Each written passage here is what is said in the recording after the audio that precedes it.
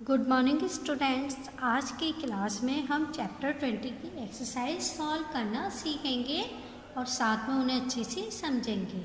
तो कल की क्लास में हमने इस चैप्टर को अच्छे से पढ़ा था, समझा था और इसके शब्दार्थ याद किए थे। ठीक है, तो सबसे पहले हम इसकी लिखित एक्सरसाइज को सॉल्व करेंगे, फिर उसके बाद हम इसमें भाषा की बात की एक्सरसाइज सॉल्व करेंगे और लास्ट में हम इसके मौखिक प्रश्न और लिखित प्रश्न को सॉल्व करेंगे। तो स्टार्ट करते हैं। सबसे पहले हम लिखित एक्सरसाइज को स्टार्ट करेंगे। तो देखिए क्या दिया गया है आपको इसमें। क्वेश्चन नंबर 1, सही विकल्प पर सही का निशान लगाइए।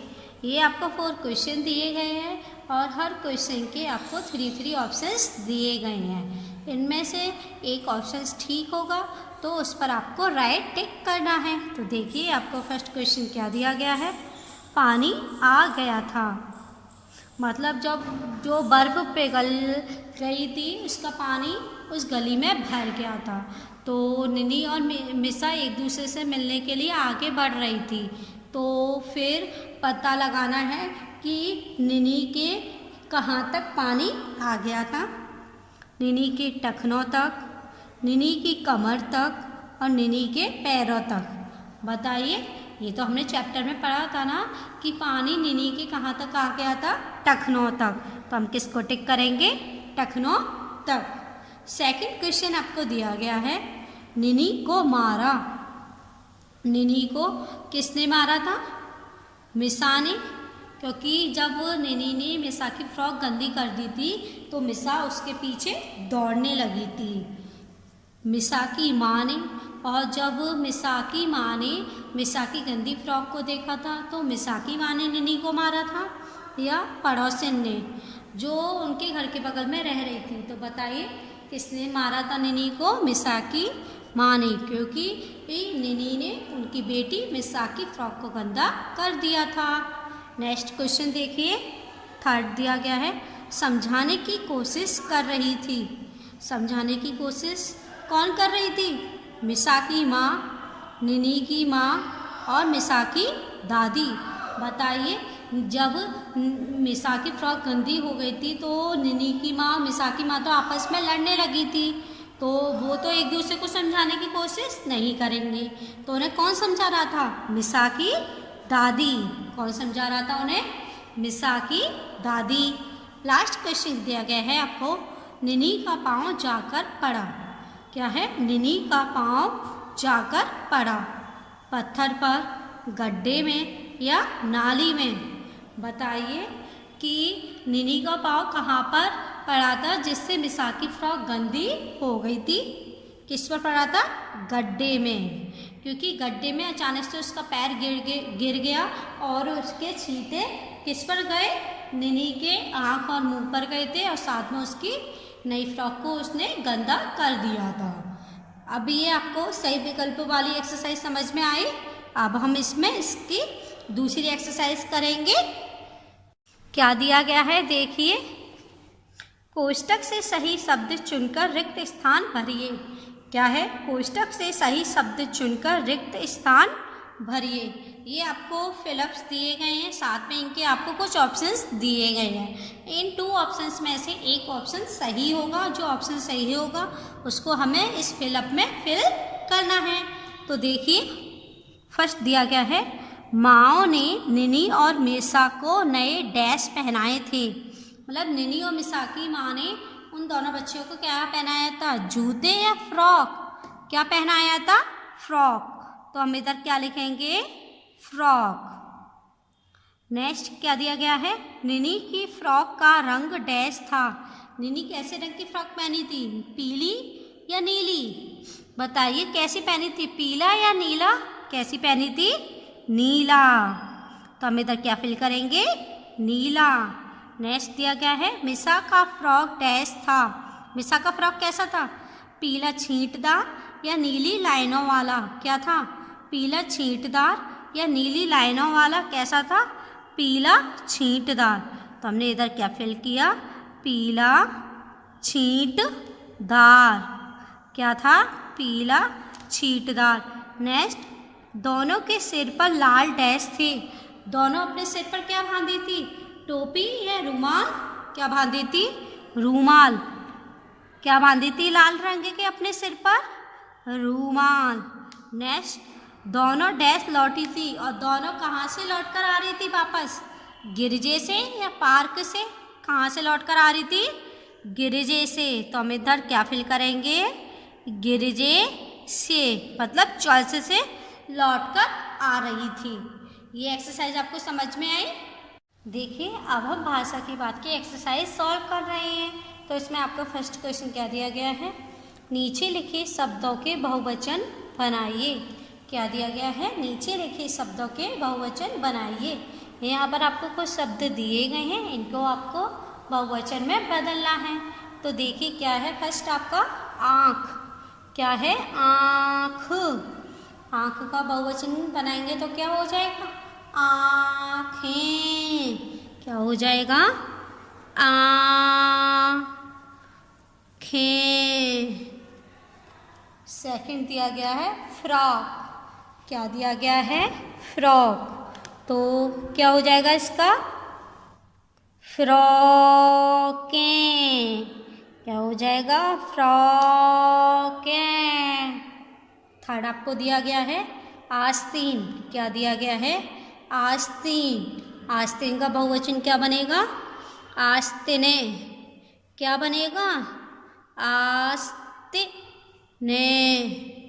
क्या बनेगा, आस्तीने। क्योंकि बहुवचन बनाते समय बड़ी की मात्रा किस में बदल जाती है, छोटी ई में, है ना। नेक्स्ट गली, क्या दिया गया है, गली। तो इसका क्या बनेगा, गलियां। क्या बनेगा, गलियां। नेक्स्ट आपको दिया गया है स्त्री, क्या दिया गया है, स्त्री। तो इसका क्या बन जाएगा, स्त्रियां। क्या बनेगा, स्त्रियां। और नेक्स्ट लास्ट आपको क्या दिया गया है इसमें, लड़की। क्या दिया गया है, लड़की। इसका क्या बनेगा, लड़कियां। क्या बनेगा, लड़कियां। इतनी बात सभी को समझ में आई। सेकंड नंबर के क्वेश्चन में आपको क्या दिया गया है, देखिए नीचे दिए गए वाक्यों में विराम चिन्ह लगाकर लिखिए। ये आपको कुछ स्टेटमेंट दिए गए हैं, इसमें आपको विराम चिन्ह लगाने हैं। तो विराम चिन्ह क्या होता है, पहले हमें ये जानना है। तो बताइए, किसी को पता है कि विराम चिन्ह क्या होते हैं, बताइए बच्चों। विराम चिन्ह वे होते हैं जब हम किसी बात को पूर्ण करते हैं, उसके बाद में हम जो चिन्ह लगाते हैं उसको हम क्या कहते हैं, विराम चिन्ह।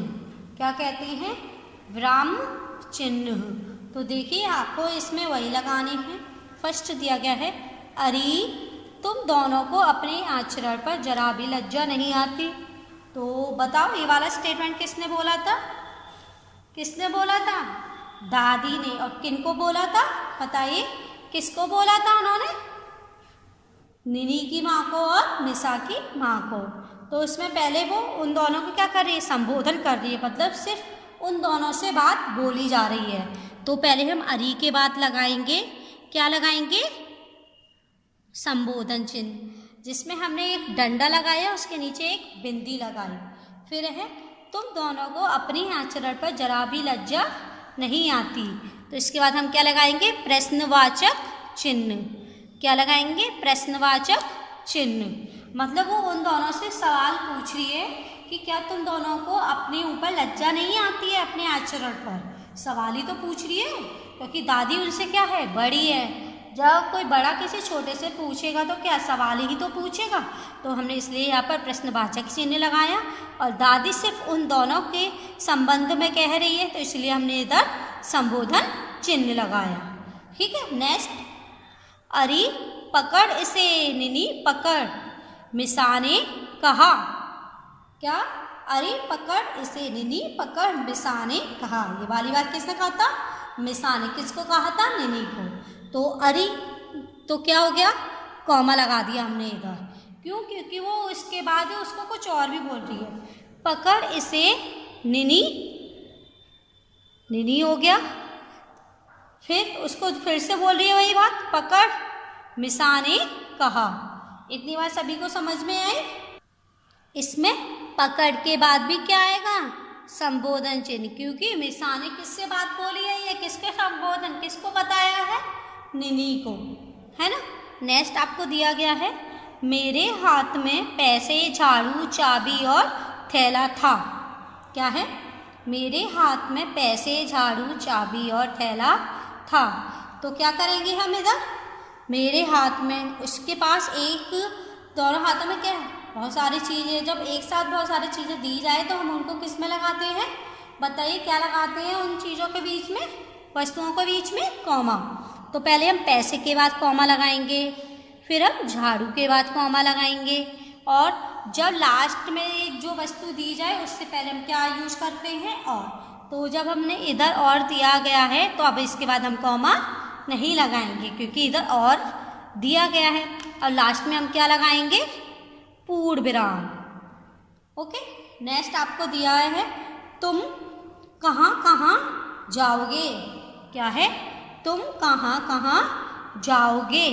तो क्या है, तुम कहाँ कहाँ, मतलब ये हो गया, तो ये क्या हो गया, योजक, क्योंकि एक जैसे जाओगे। अब इसमें ये प्रश्न पूछ रहा है तो हम इधर लास्ट में क्या लगाएंगे, प्रश्नवाचक चिन्ह। नेक्स्ट लास्ट आपको दिया गया है, अरे यह क्या हो गया, पूछ रहा है, अरे ये क्या हो गया।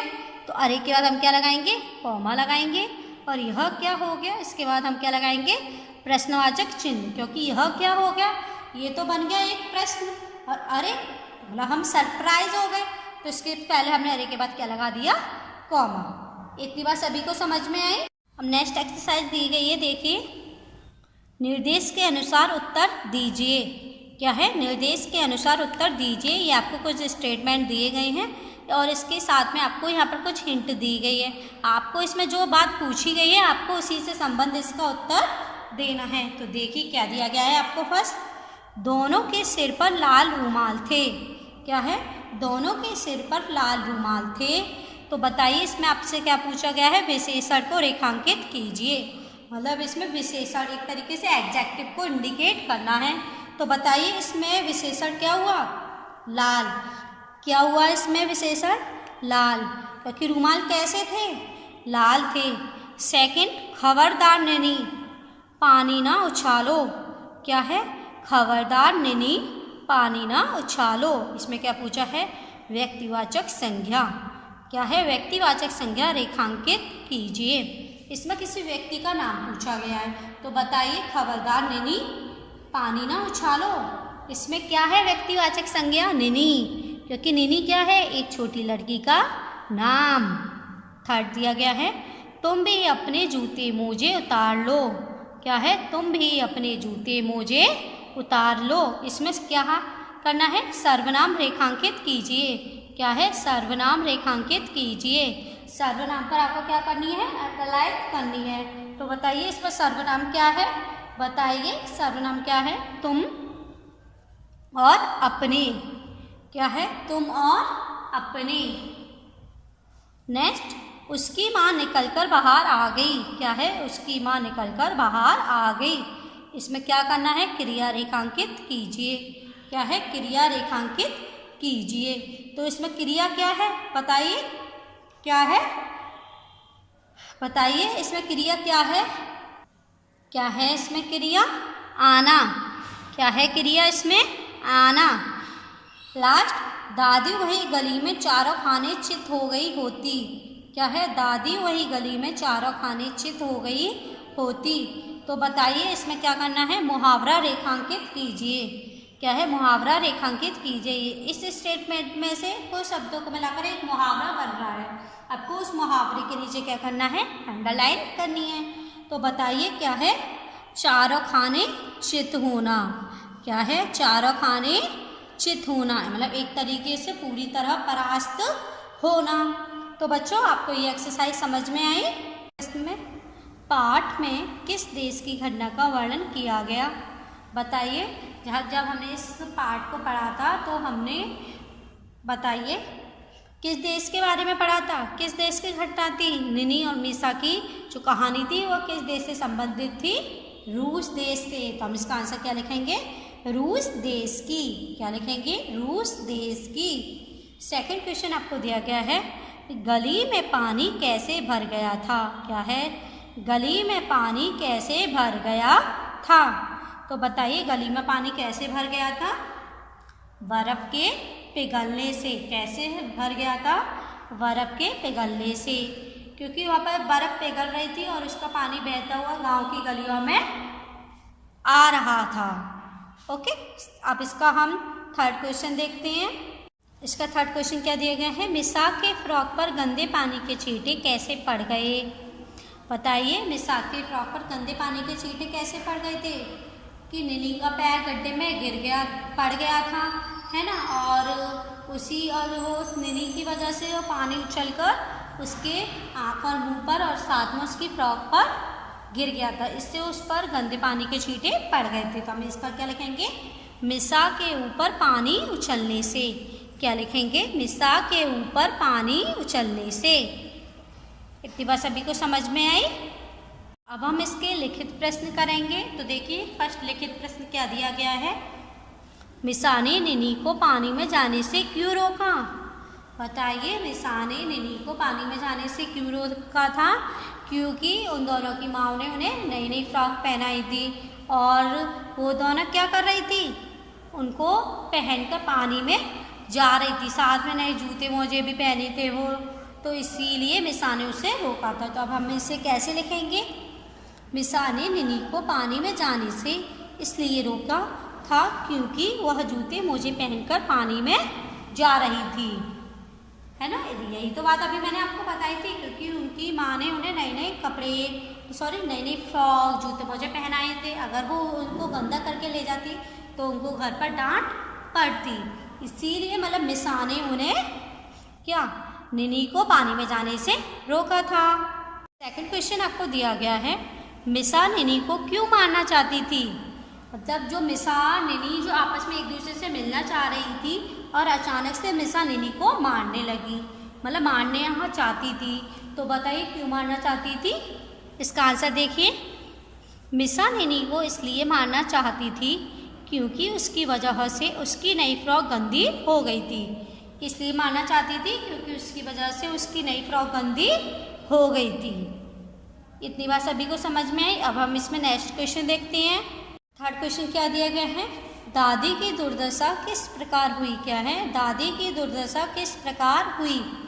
तो इसका आंसर हम क्या लिखेंगे?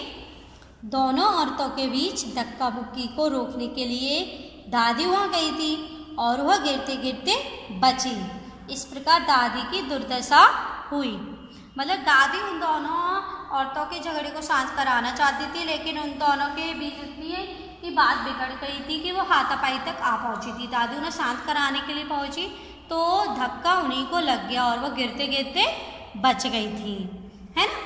इतनी बार सभी को समझ में आई? नेक्स्ट क्वेश्चन, मिसा तलैया के पास की मिट्टी क्यों उठाने लगी थी?